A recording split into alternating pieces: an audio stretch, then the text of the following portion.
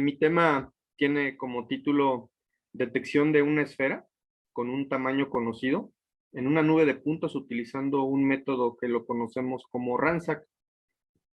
Cabe la pena destacar que este proyecto pues forma parte de un apoyo del Fondo para el Fomento a la Cultura Emprendedora y está implementada en ayuda de varios alumnos, incluidos Mayra Susana Cintora de la Ingeniería en Automatización, Gerardo Treviño, Israel Sotelo de la Maestría en Ciencias en Inteligencia Artificial y pues con la dirección del doctor Jesús Carlos Pedras.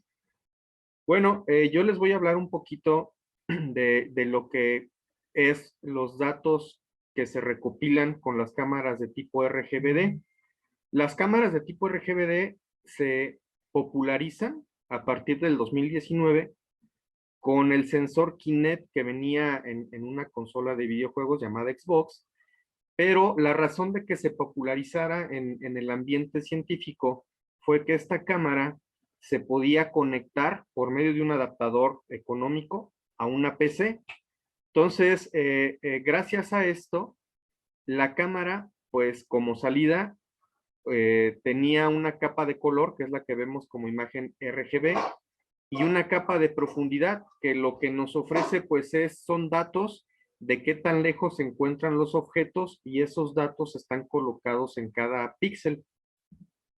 Posteriormente, pues este tipo de tecnologías empezó a popularizarse, en particular la compañía Intel empezó a miniaturizar la tecnología, en este caso pues cabe en la palma de una mano y ya es un módulo que se conecta por medio de un cable USB a una máquina. Por medio de este cable ya se alimenta la cámara y la característica o el avance tecnológico es que la imagen en color y la imagen en profundidad pues ya presentan mayor resolución. Sin embargo, pues la tecnología ha continuado avanzando. Hoy en día ya este tipo de cámara se encuentra embebido en los dispositivos móviles. Aquí vemos un ejemplo donde es prácticamente la misma tecnología del Kinect, pero dentro de un celular. Entonces, como ejemplo de la información que se puede obtener de este tipo de dispositivos, del lado derecho vemos la capa de color como tal y en medio lo que es una representación de la capa de profundidad. Del lado izquierdo simplemente es una sobreposición de lo que es el color con la capa de profundidad. Estos son los datos de profundidad de una imagen que vamos a ver posteriormente, visualizados con un programita que se llama MeshLab. Quise colocar esta imagen porque si lo vemos de cierto ángulo, no se alcanzan a distinguir las figuras. No hay como una información adicional si es que no tenemos una capa de color ya sobrepuesta, que es un proceso pues adicional.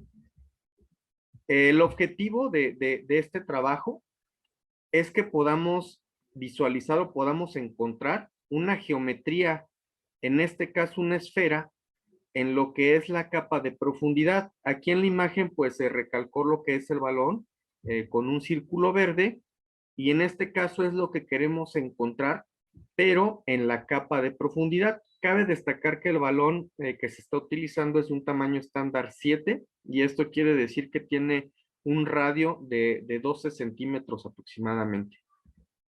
Muy bien, se mencionó que se utiliza lo que es el método RANSAC. RANSAC significa Random Sampling Consensus, que es algo así como consenso de muestreo aleatorio. Y lo que hace RANSAC es tomar una serie de datos, en este caso nosotros tenemos nuestros datos de profundidad, hacer un muestreo aleatorio, compararlo contra un modelo que se tenga. Ese modelo puede variar dependiendo del objetivo que queramos obtener con RANSAC. Hay que registrar los casos positivos en una lista y hay que continuar con ese muestreo con un criterio de paro. En nuestro caso, el criterio de paro pues es un número finito de iteraciones. Ya que se termina con este muestreo, lo que sigue es iterar los propios datos una sola vez, pero ordenándolos de mayor a menor los que se ajustaron mejor al modelo. y respecto al que se ajuste mejor, se va a tomar como el mejor candidato de la geometría, en este caso, que estamos tratando de ajustar a nuestro modelo. Entonces, como características principales, nosotros diseñamos el modelo, más adelante lo vamos a ver, para que se pudieran seleccionar 3 puntos aleatoriamente de esa imagen de profundidad y poderlo ajustar a nuestro modelo que vamos a ver a continuación. El modelo que escogimos se crea en base a lo que es la fórmula de la distancia. Esta es una distancia euclidiana en un espacio de 3 dimensiones. Si nosotros quitáramos la raíz, perdón, el exponente cuadrado de este lado, del lado izquierdo, podríamos poner una raíz cuadrada del lado derecho y es la fórmula de la distancia. Pero en este caso la estamos igualando a lo que es el radio de la esfera.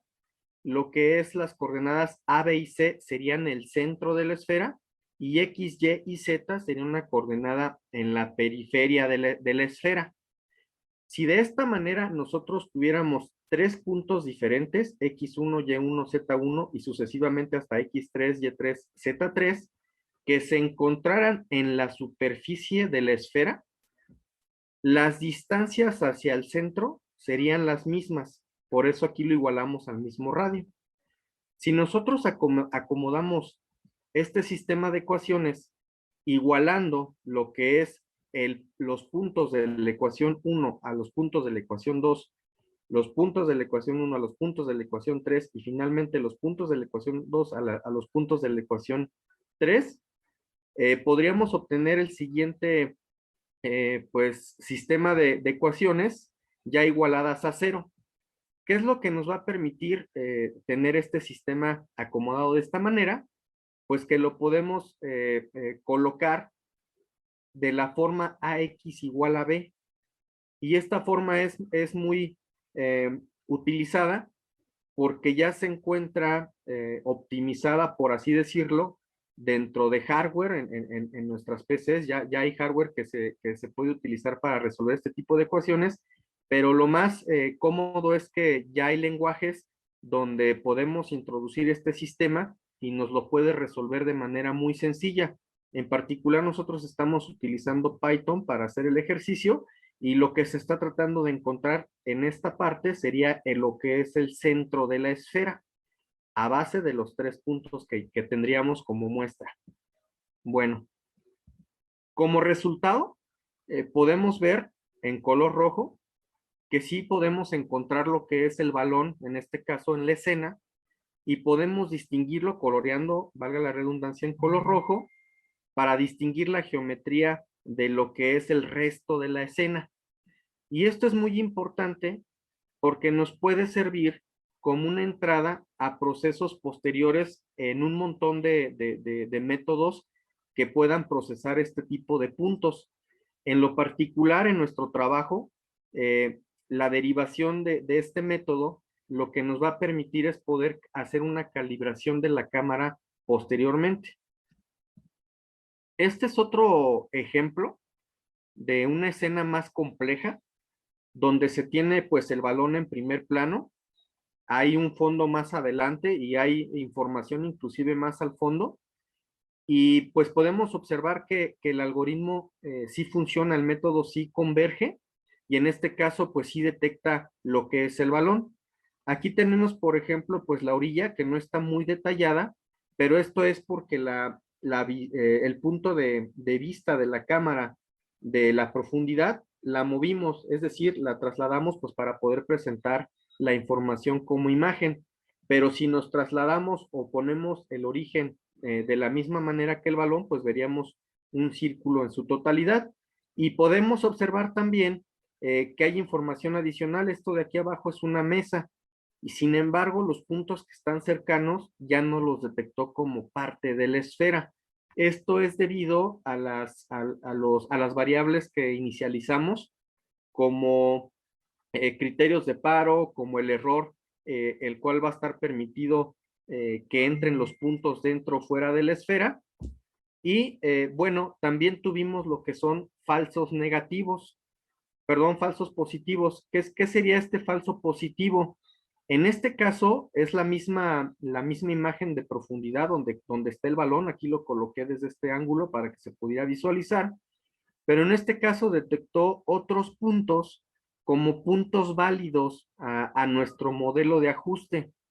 Y esto no quiere decir que el algoritmo o el método no funcione, sino más bien lo que nos muestra es que los parámetros no están ajustados de manera adecuada para darle oportunidad a ese muestreo de que tome puntos dentro del balón. Es decir, muestreamos muy poco dentro de la información de la imagen. ¿Y qué es lo que pasó? Pues encontró puntos que coincidían con la distancia a un centro en común y los clasificó como válidos, aunque se puede considerar como si fuera pues un falso positivo. Bueno, estos son los parámetros de los cuales les estaba comentando. En nuestro caso tenemos una imagen de 424 por 240 píxeles, es la imagen de profundidad. Y estos valores, que son 101.760 píxeles, dependen mucho de la tecnología de la cámara que se esté utilizando y pueden variar si la cámara es de mayor resolución o tenemos, en nuestro caso, el puerto USB no era un puerto USB 3.1, era un puerto USB 3.0. La calidad de la imagen puede aumentar incluso. Tenemos que el balón pues tiene un radio de 12 centímetros y nosotros colocamos un valor epsilon de tolerancia de 1.5 centímetros. Es decir, que si encontraba puntos a 13.5 centímetros o a 10.5 centímetros dentro del radio, los iba a considerar como buenos candidatos.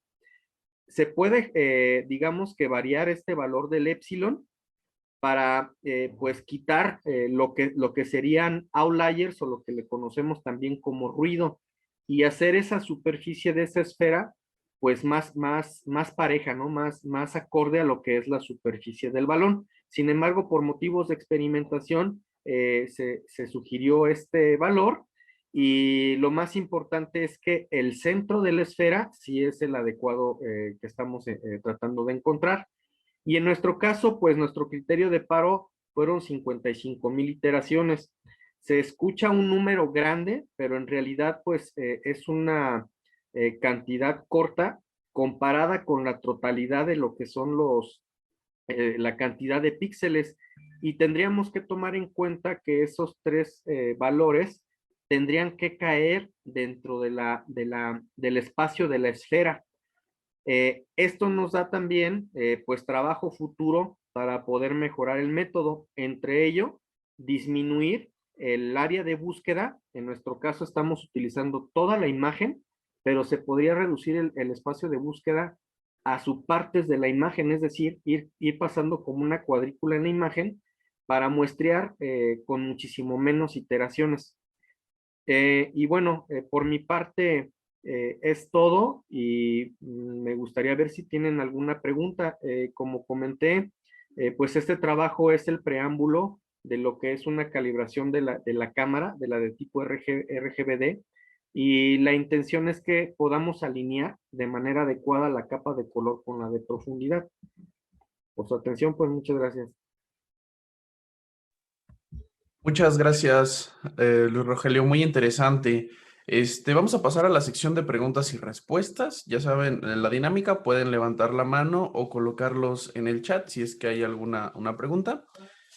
Yo sí tengo una pregunta, Luis Rogelio.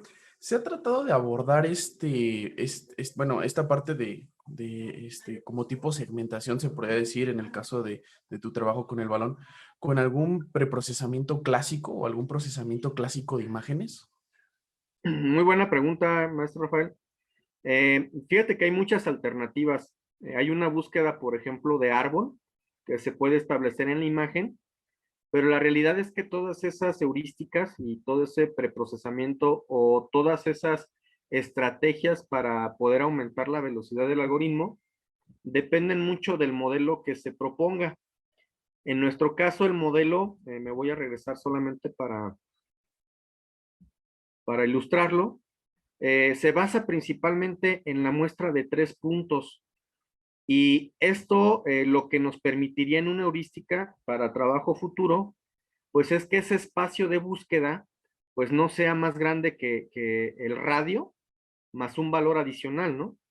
Para permitir que no se muestren, por ejemplo, pues valores que estén lejos, por poner un ejemplo, 3 veces más de la distancia del radio, ¿no? Cuando pues si se encuentra el centro, de entrada ya no va a ser un candidato bueno para nuestro modelo, ya que conocemos el radio de la esfera al cual estamos tratando de converger.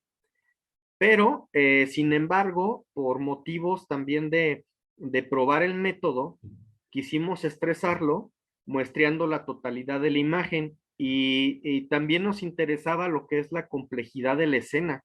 En realidad también queríamos ver si algunas otras geometrías, aquí por ejemplo, pues serían los libros, si algunas otras geometrías pudiesen dar falsos positivos. Y también lo que encontramos con esta estrategia, pues es que no, o sea que sí obtenemos resultados correctos. Esa fue la razón de no implementar una heurística adicional. Ah, muy interesante. Y digo, ya aprovechando que estamos tocando esto de las escenas, supongo que por escena te refieres como a la imagen que buscas y el fondo, ¿no? ¿Qué tan susceptible es, por ejemplo, a encontrar otro tipo de elementos como con la misma geometría? En realidad, pues el método es robusto a que, por ejemplo, se encuentren varias esferas en escena. Lo que se tendría que hacer es que en lugar de tomar solamente la mayor, si hay 3 esferas, pues se tomarían las 3 mayores, ¿no? Y también lo que se comentó, si no se hace un muestreo adecuado, sí puede dar falsos positivos. Se hicieron varios experimentos y sí encontramos que si había valores, por ejemplo, de muestreo de 22,000 muestras solamente, encontrábamos falsos positivos. Pero en este caso, y voy a volver a la imagen a color, la escena pues daba para que también hubiera falsos positivos, ¿no? En este caso, si se muestreaban los puntos de la pared de manera muy cerca, pues siempre mandaba algún falso positivo, pero cuando aumentábamos el número de muestreos, siempre convergía al balón. Ok, ok, muy interesante y creo que con mucha aplicación. Muchas gracias, Luis Rogelio, por la conferencia.